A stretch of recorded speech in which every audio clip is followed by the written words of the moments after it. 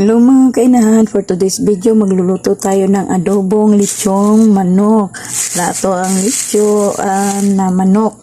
Yan ito ang lamas o bombay o ahos. Mag-start na tatog arrange na ito ang adobo. As in luto naman ni ito ang manok, atong lechon, ato dali na lang ito na atong prepare ito ang lamas na bombay o ahos. Yan ako ang manok. I-adobo na to kaya hindi mapanos ba. Sayang. Then mag-ata o toyo.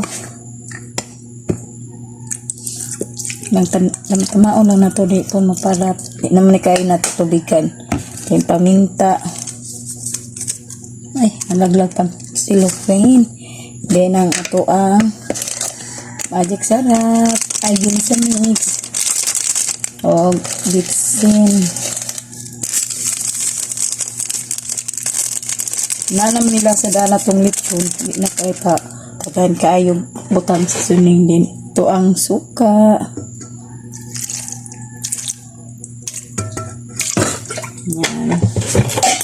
Adang taog oyster sauce.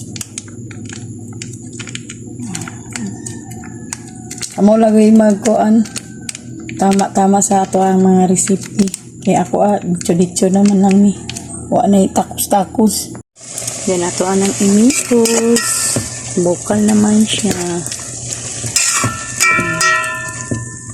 First time lang ko nagluto og adobo na lechon ang gamit nako, lechon manok na kuanan ako ang lechon baboy raman di adobo ana lechon paksiw ni ana na ko style kini style ko na kunta og adobong manok, lechong adobong manok. Dali raman niluto ng ato ang lechon kay luto naman daan ato lang siyang kuanan ibali-baliho na to kay para ang atong lasa atong ibutang na pantay.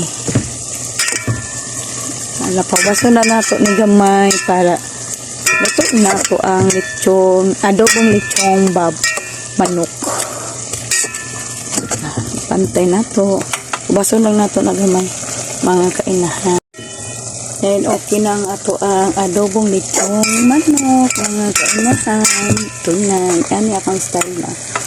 Nagmamantika talaga.